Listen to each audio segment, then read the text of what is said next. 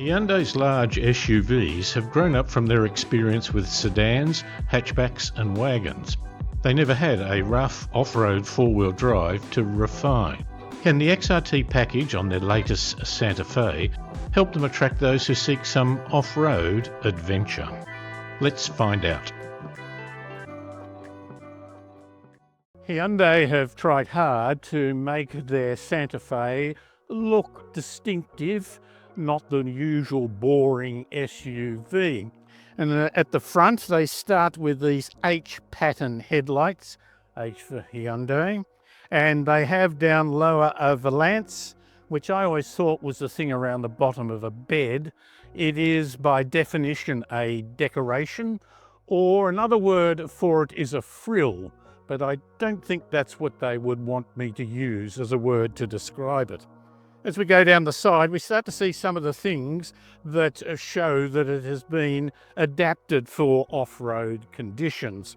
The rims are 17 inches rather than the 20 inches for the normal SUV for Santa Fe, and it has chunky tyres. The overhang at the front has been reduced.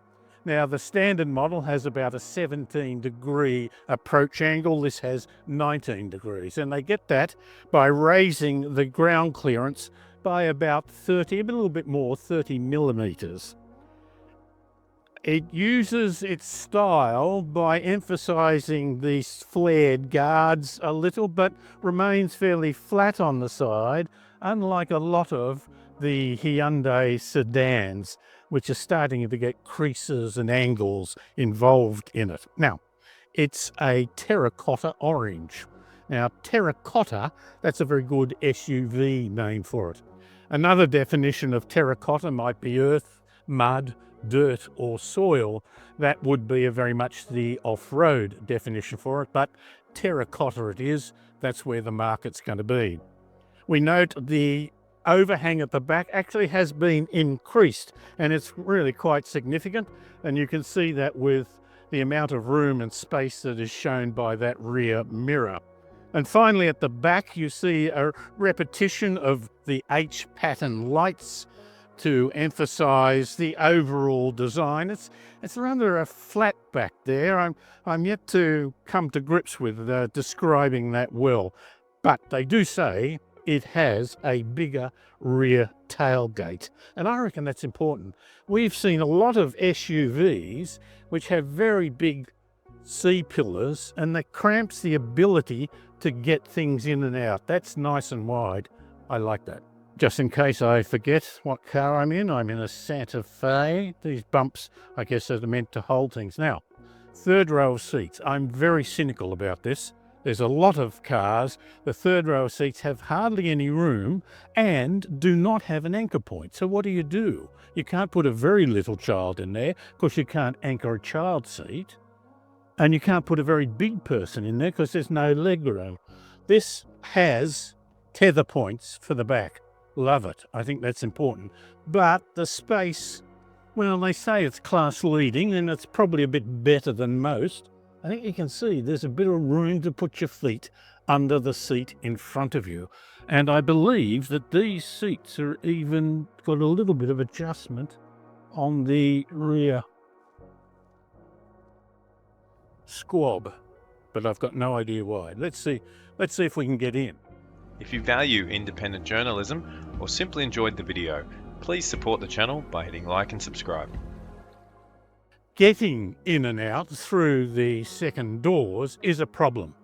Now, I would normally do it, but I've just got my assistant to do it this time.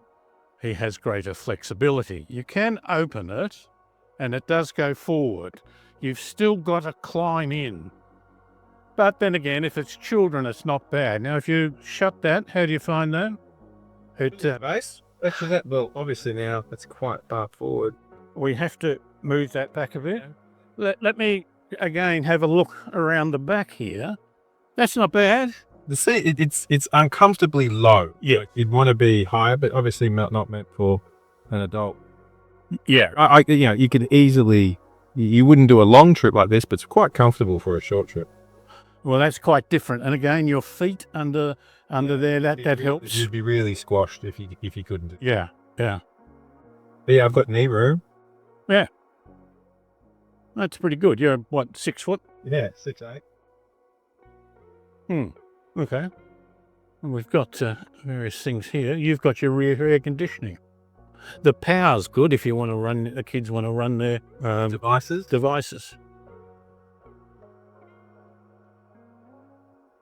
Space is pretty good.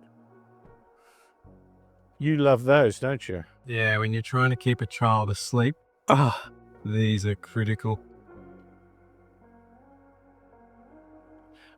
Enough support under your thighs? Yeah, much better. Like you've got I don't know, maybe another 10 centimeters of height that just stays up. Yeah, that's really comfortable. Like these are like airplane back seats as opposed to the old. Oh, okay. Good. It's like this mesh thing. That's a nicer detail. And you've got the power output there on that side. Put hooks for hanging, I guess. Wonder what that's for. You might be able to hang a screen or something on it. Yeah, maybe.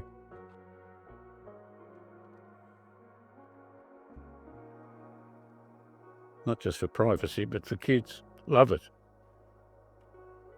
Look, you've got a lot of cup holders. Oh, and pull down the center armrest.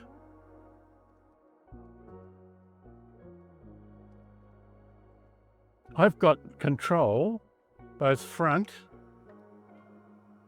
and back. Now, do you find that makes for a much less claustrophobic effect? It's interesting because of the XR whatever pack. It's like I'm in jail. I like that.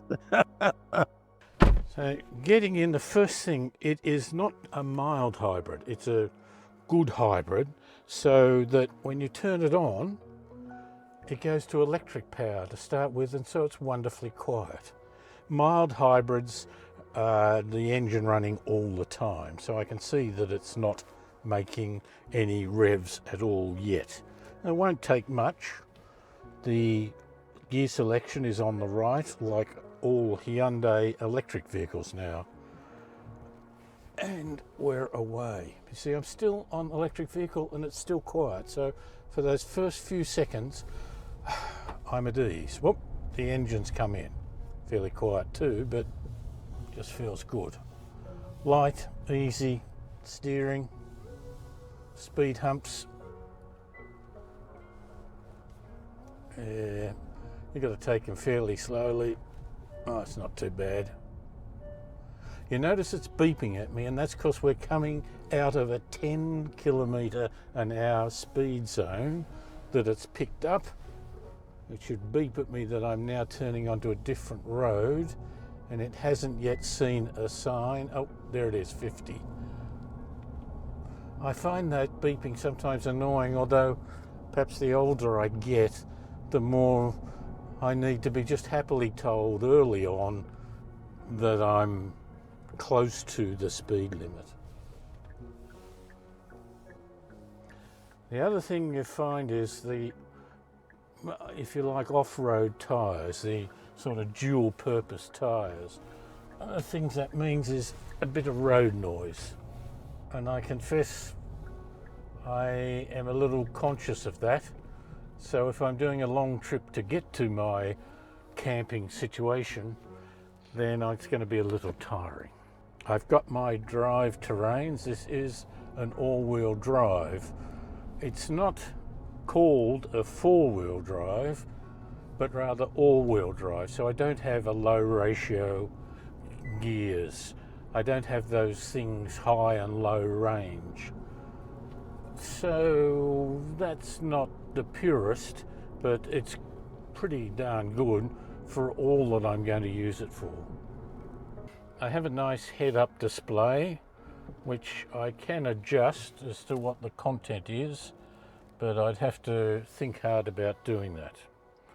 I got in the car and I was told that it had heated and cooled seats, but it took me a little while to understand what that was. And it's these blue or red buttons here below the seat sign.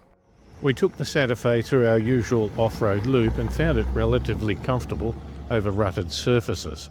It handled a bit of water confidently and didn't shy away from the challenge. However, we did scrape the underbody protection plate on a section where more rugged four-wheel drives have not had an issue. In the same situation in a short wheelbase Jeep Rubicon, a solid rock outcrop hidden in the track was met with nothing more than a confident thump and no damage. But in the Santa Fe, you're better off taking a more cautious approach. Prevention is definitely better than cure when you're dealing with the unexpected. And there were some sections where you would take something like a Jeep, but we didn't take the Hyundai. So the Santa Fe is classified as an all-wheel drive, and with this package, which includes some dual-purpose tyres with a bit of chunkiness about them, it certainly can go off-road, and it has a terrain choice mode of things like snow, mud and sand. But it is not the absolute rugged four-wheel drive. If you are taking it on roads here, to go with a degree of caution and not to necessarily bulldoze your way through as some may feel they have with the more genuine or more traditional four-wheel drive vehicle. But to take it carefully and be cautious in what you do, you can do it with a degree of confidence that you wouldn't have with a normal vehicle.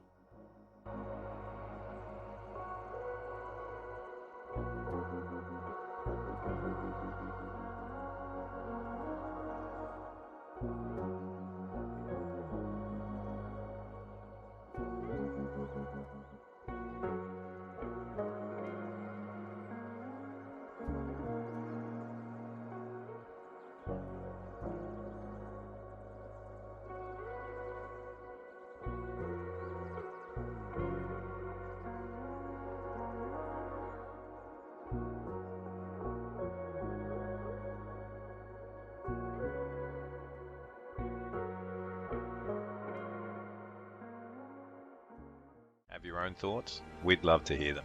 Good, bad, or in between. Have a chat with us by dropping a comment below.